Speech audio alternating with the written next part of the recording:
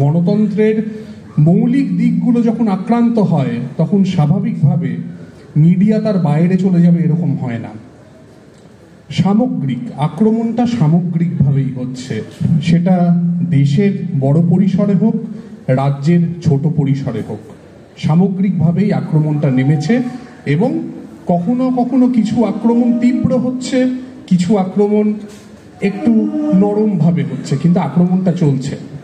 একটা দেশ যখন ক্রমশ ফ্যাসিবাদের দিকে এগিয়ে যায় তখন এই জিনিসগুলো ঘটে, কারণ ফ্যাসিবাদ বা যে কোনো আধিপত্যকামী শক্তির প্রধান লক্ষ্যটা থাকে আপনার মস্তিষ্কটা দখল করা, আমার মস্তিষ্কটা দখল করা, যাতে আপনি প্রশ্ন করতে ভুলে যান যে পিএফ এর ওপর সুদটা কমে যাচ্ছে কেন, যাতে আপনি প্রশ্ন করতে ভুলে যান যে হাঙ্গার ইন্ডেক্সে আজকে আমার এই অবস্থা কেন, ক্রমশ সেই সূচকে আমি নেমে যাচ্ছি কেন, যাতে আপনি ভুলে যান, যাতে আপনি এই প্রশ্ন করতে ভুলে যান যে আমার চাকরিটা আগে দরকার, ধর্মটা অনেক পরের কথা।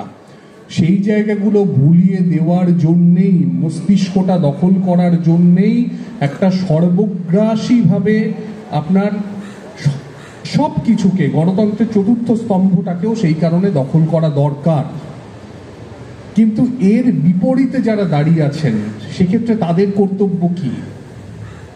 আমার মনে পড়ে যায়, মানে অনেকটা ছোটবেলায় আমরা পড়েছিলাম, মানুষদা ফিল্ম স্টাডিজের লোক, উনি অনেক ভালো বলতে পারবেন, যে মৃণাল সেন একটা কথা মাঝে মাঝে খুব কোট করতেন, সেটা হচ্ছে ইলিও ভিতরিনিকে লেখা পালমিরো তোলিয়াত্তির একটা মানে চিঠি চালাচালি হয়েছিল তোলিয়াত্তির সঙ্গে ভিতরিনি একজন বিশিষ্ট ঔপন্যাসিক এবং সাংবাদিক ইতালির, এবং পালমিরো তোলিয়াত্তি হচ্ছেন আন্তোনিও গ্রামশির পর যিনি ইতালির কমিউনিস্ট পার্টির সাধারণ সম্পাদক হয়েছিলেন, এবং ফ্যাসিবাদের ওপর ওনার অসামান্য কাজ আছে, লেকচার্স অন ফ্যাসিজম, এবার দেখলাম বইমেলাতে বাংলা অনুবাদও বেরিয়েছে।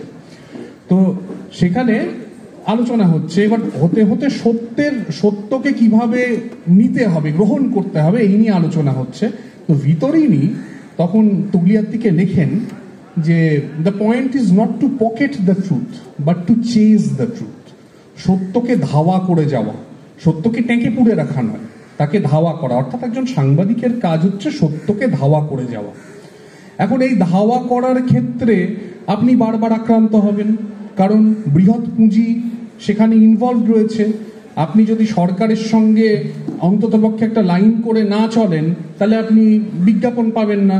যেমন ধরুন, মানে আমার বলতে অসুবিধা নেই, রাজ্যের পর্যায়েতে যদি দেখি, মানে 2011 সালেও আমরা আক্রান্ত ছিলাম, 2011 পরেও আক্রান্ত। সেই জায়গা থেকে একটা জিনিস বলতে পারি, সেটা হচ্ছে সেই সময় যারা সাংঘাতিকভাবে বাম ছিল যে সংবাদপত্র, আমি সেই সংবাদপত্রকে আজকে দক্ষিণেরও দক্ষিণ হয়ে যেতে দেখেছি।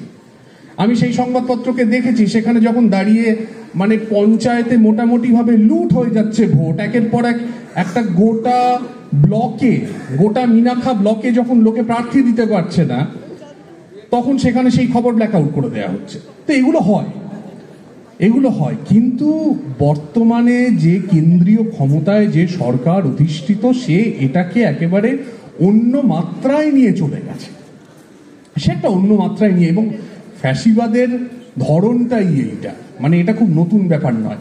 এখন এর বিপরীতে দাঁড়িয়ে একজনের কথা বলতে হয়, তার নাম সরোজ দত্ত। একসময় অমৃতবাজার পত্রিকায় উনি নিউজ এডিটর ছিলেন। তো উনি এবং ওনার কিছু বন্ধু বান্ধব মিলে যখন বিদেশ থেকে খবর আসতো, যে পিটিআই বা এরা যখন খবর পাঠাতো যে যারা মুক্তিযুদ্ধে লড়ছেন তাদের সম্পর্কে লেখা হতো ব্যান্ডিটস, ডাকাত, হ্যাঁ, এক্সট্রিমিস্ট ইত্যাদি, নানা ধরনের টেররিস্ট ইত্যাদি শব্দ ব্যবহার করা হতো। উনি সেগুলোকে কেটে রেভলিউশনারি করে দিতেন, এবং কারণ ওটা ওনার কমিটমেন্টের জায়গা থেকে করতেন। হ্যাঁ, এখন সেই জায়গা থেকে উনি ওগুলোকে কেটে ওইভাবে পাল্টে দিতেন, এবং তাতে ওনার কিন্তু অমৃতবাজারের যারা কর্তৃপক্ষ তাদের সঙ্গে একটা সাংঘাতিক টাসেল হয়, এবং পরবর্তীকালে যখন অমৃতবাজারের উপর আক্রমণ, মানে অমৃতবাজারের কর্তৃপক্ষ যখন আক্রমণ নামিয়ে আনে, ওনার চাকরিও চলে যায়। একটা স্ট্রাইকে পার্টিসিপেট করেছিলেন অমৃতবাজার কর্তৃপক্ষের বিরুদ্ধে, সেই স্ট্রাইকে ওনার চাকরিটা চলে যায়।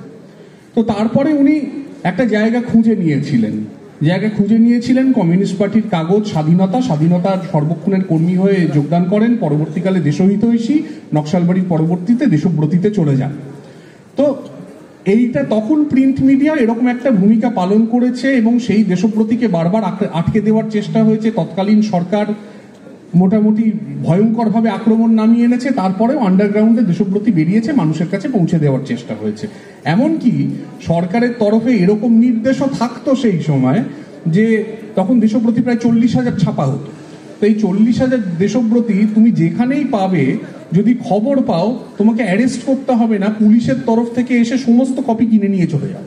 তো এরকম ব্যাপারও সেই সময় হতো। যাই হোক, এখনকার বর্তমান সময়ে আসি। বর্তমান সময় যেটা দেখা যাচ্ছে সেটা হচ্ছে নিউ মিডিয়া, সোশ্যাল মিডিয়া, এগুলোকে আমরা নানাভাবে ব্যবহার করছি এবং নিজেদের ভয়েসটা রাখার চেষ্টা করছি। কিন্তু ব্যাপারটা এরকম নয় যে এটা খুব আনহিন্ডার্ড ভাবে চলছে, ব্যাপারটা তা কিন্তু নয়। বিষয় হচ্ছে যখন রবিশ কুমার তার ইউটিউব চ্যানেল চালাচ্ছেন তখন যাতে তার সাবস্ক্রাইবার কমে যায়, যাতে বেশিরভাগ লোক সেটা দেখতে না পায়, তাতে বিভিন্ন অ্যালগরিদমের খেলা চলছে। যেমন আজকে যদি ফেসবুকে আপনি কমিউনিজম শব্দটা লেখেন তাহলে আপনার রিচ কমে যায়, আপনি সোশ্যালিজম লিখলে রিচটা থাকবে, প্যালেস্টাইন লিখলে রিচ কমে যায়। যেমন আমি একটি সংবাদপত্র, মানে একটি অনলাইন সংবাদপত্রের কথা বলি, সেই সংবাদপত্রটির নাম হচ্ছে ইস্ট পোস্ট। ইস্ট পোস্ট ইংরেজি এবং ইস্ট পোস্ট বাংলা। ভারতের মধ্যে যতগুলি সংবাদপত্র, অনলাইন সংবাদপত্র, বা আমি সব মিলিয়েই বলছি, যারা প্যালেস্টাইন প্রশ্নে অত্যন্ত দৃঢ়ভাবে সেখানকার খবর মূলত পিএফএলপি এবং ডিএফএলপি, মানে যারা প্যালেস্টাইনের মূলত বাম মুক্তিযোদ্ধাদের খবর যারা দিচ্ছিলেন, তাদেরকে ফেসবুক থেকে আরম্ভ করে সমস্ত জায়গায় তাদেরকে কিন্তু নানাভাবে ব্লক করার চেষ্টা হচ্ছে, সেন্সর করার চেষ্টা হচ্ছে, এবং তাদের যে রিচ ছিল সেই রিচ হু হু করে কমিয়ে দেয়া হয়েছে। এটা কিন্তু হচ্ছে। এবং আসল ঘটনাটা হচ্ছে প্যালেস্টাইনের বিষয়টা কমিয়ে দিতে পারলে সুবিধা হয়। দুজনেরই তো 2000 বছরের গল্প আছে, দুজনেরই 2000 বছরের গল্প আছে। এখন মানে মাঝে মাঝে আমাকে কিছু কিছু সরকারি এক্সিবিশন ইত্যাদি কিউরেট করতে যেতে হয়।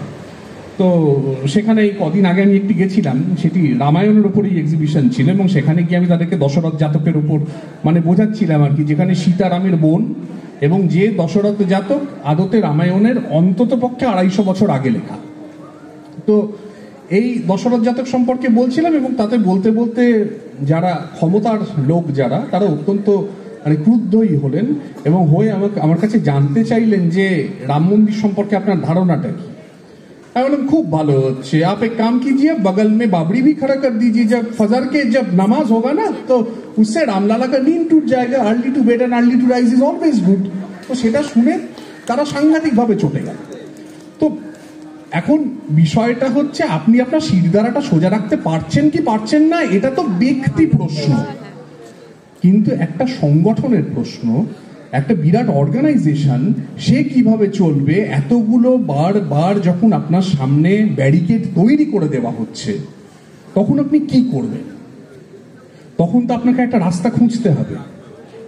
সেই রাস্তাটা কিন্তু সত্যি কথা বলতে ওইভাবে মানে কোনো মিডিয়া মারফত যে রাস্তাটা খোঁজা যায় পুরোপুরি, ব্যাপারটা তা নয়। যতক্ষণ রাস্তার আন্দোলনটা, গণ আন্দোলনটা শক্তিশালী থাকে ততক্ষণ অবধি আপনার মিডিয়াও শক্তিশালী থাকে। গণ আন্দোলনটা যখন দুর্বল হয় তখন আস্তে আস্তে প্রত্যেকটা স্তম্ভই ভেঙে ভেঙে পড়তে থাকে।